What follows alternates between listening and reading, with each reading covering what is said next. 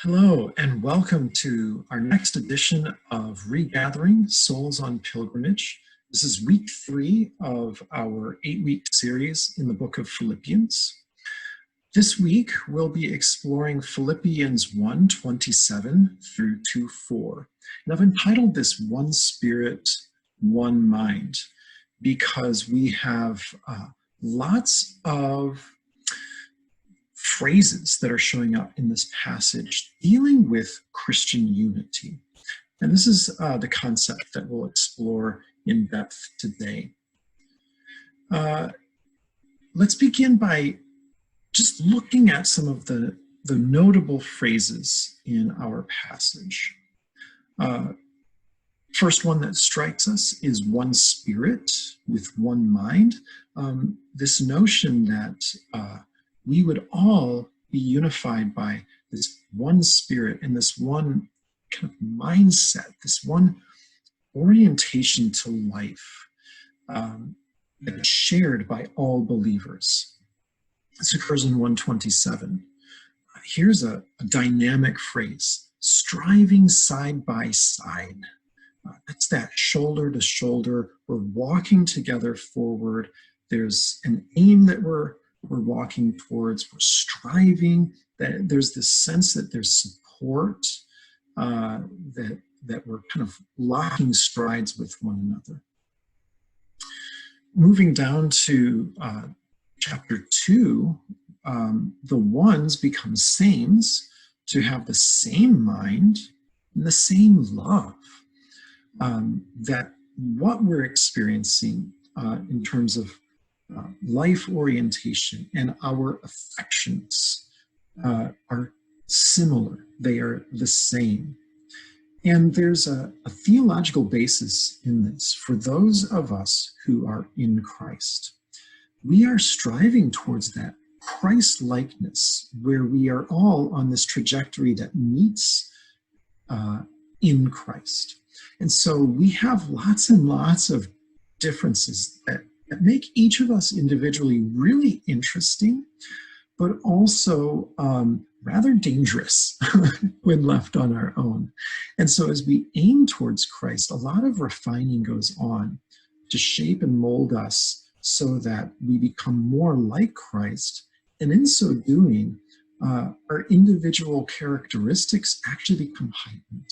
We actually become more of who we are, even as we become conformed to the image of Christ. And so this similarity and unity is not a diminution of our individuality, but actually an enhanced sense of our individuality that comes together in this unified whole.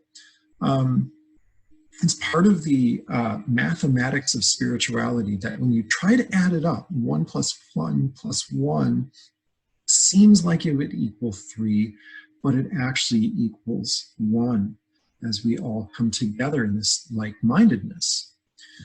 Continuing on into 2, this phrase, in full accord and of one mind. There's that one mind again, a mindset, a life orientation. And now we have something like a treaty or a legal document, that there's this accord, this agreement that we have with one another.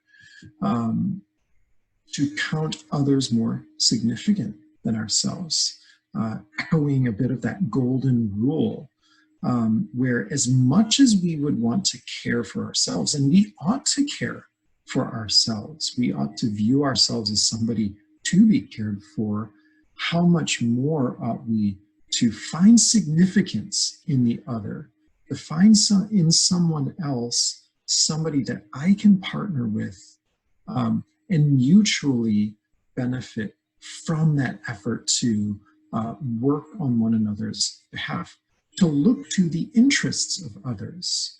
That entails listening to what their interests are.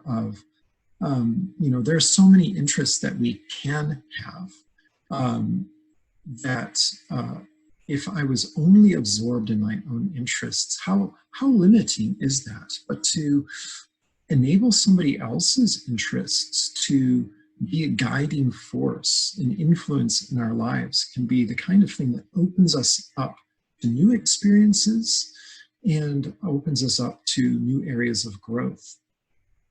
So there are a lot of notable phrases in this passage that speak to this unity in Christ that we can share as believers. Well, one of the reasons that Paul brings up this need for unity is this idea that there are these opponents at Philippi. And I want to bring this up because there is some debate, particularly if you were to look through the commentaries and scholarly work on Philippians. There's some debate as to who these opponents are. And there really are two foci that I think a lot of the debate centers around. And one viewpoint is that these would be your classic Judaizers. And what that means is scholars are seeing the Philippi or the Philippian opponents as very similar to the Galatian opponents. These are people who prioritized law observation as a precondition for the gospel, that Gentiles would not have been viewed as capable of appropriating the gospel, the grace of God, unless they had taken on board that law observation burden of things like circumcision, food laws, celebration of certain holidays. And yet Paul was an adamant proponent that Gentiles have access to the grace of God apart from the works of the law. Now, it could be those are the opponents that are lingering there at Philippi, and he's calling for that Philippian church to remain unified in the gospel, in Christ, in opposition to those who would be preaching an intermixed gospel of that sort. Another viewpoint of the opponents would be these are simply troublemakers, similar in many respects to what we would expect from that classic Judaizer. These would be people who emphasized group distinctions and they exacerbated different divisions. Now, these might be ethnic divisions, ways in which people look different or act different than one another. They could be sociological differences, where you were raised, what school you went to, whether you were a citizen of Rome or not. It could be economic differences, the wealthy versus the poor, who has access to the front of the church and who is in a privileged position. And so troublemakers would be emphasizing distinctions between groups of people and exacerbating those divisions. Well, why would they do that?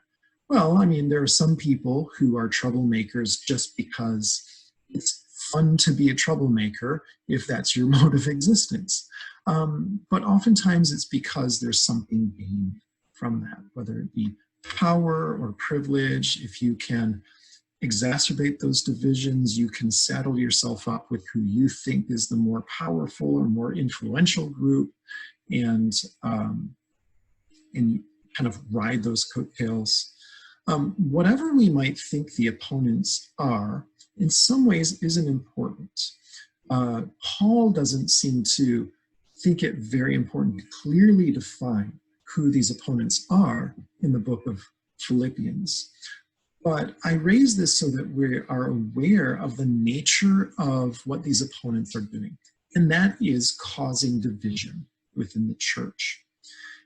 And it gives us all the more reason to consider what it means to live in Christian unity, what it means to follow what Paul is saying, to live in Christ in this dynamic way, where we would follow and serve Christ in unity, in oneness of mind and purpose.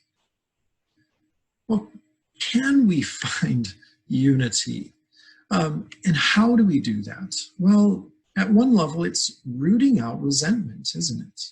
I love this picture of this little girl and her furrowed brow, just so upset at the nature of the world, and this beautiful picture of resentment. How that enters in where individuals express their enmity towards one another, if for no other reason than because they found somebody else who had an advantage over them, someone else who had some kind of leg up. And so that root of resentment can set in on some of the most mundane aspects of life. And so how we find unity in some ways is for individuals to do that self-examination. Is there a root of resentment or bitterness that has grown up in me that causes me to view the other, whether that be an individual or a group, as somebody who is worthy of my ire? And as we identify that, to do the work of rooting that out so that I remain soft in heart and soft in disposition, that I may then be unified, even with those where there may be disagreement or difference, or some kind of way in which I might be differentiated from somebody else. By rooting out that resentment, bitterness, or ire, there can be that sameness of affection, sameness in love. Well, with these ideas in mind, here are some of our questions for this week, questions for week 3. Here's our first question. What strikes you most about the phrases Paul uses to describe Christian unity? There's lots of them. I'm sure there are going to be some phrases that strike you in some way, give you that aha moment. Question 2, why is unity essential to the Christian life? Why can't we just go it alone? Forget everybody else, you and me, God. Why can't we do it that way?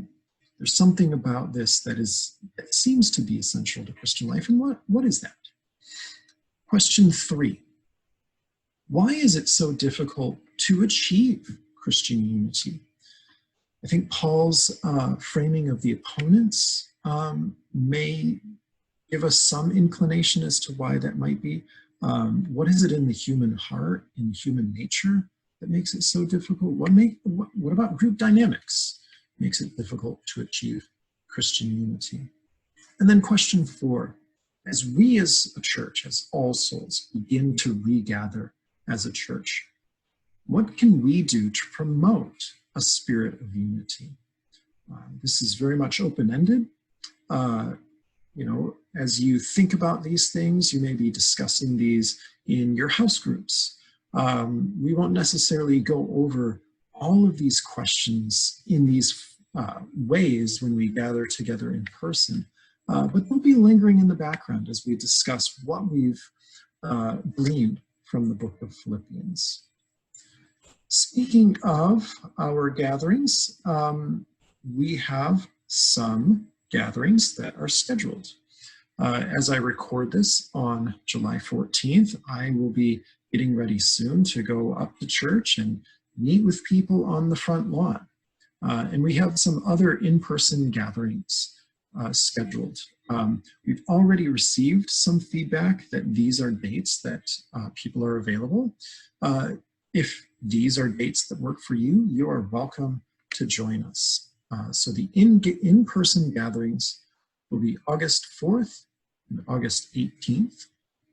We're offering some online Zoom meetings, and my impression is that people are a bit tired of this liminal existence of meeting virtually, and so my hunch is that we could do more Zoom meetings, but I'm not sure how much interest there will be. That being said, I will be going online to do an online Zoom meeting July 21st, 7 p.m.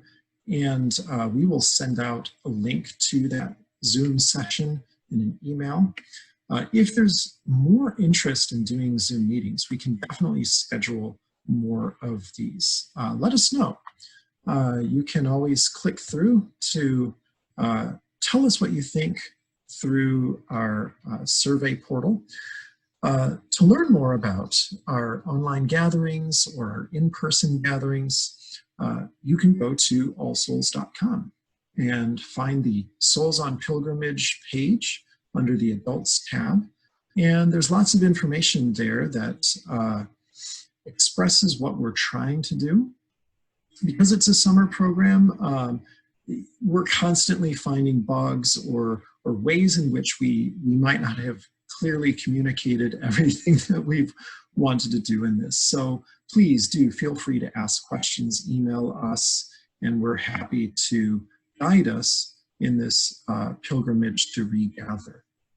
All right, well, thank you for your time. I trust that this journey through Philippians and learning from Paul has been meaningful to you and a blessing. And I look forward to seeing you whenever the next time is that we get together. All right.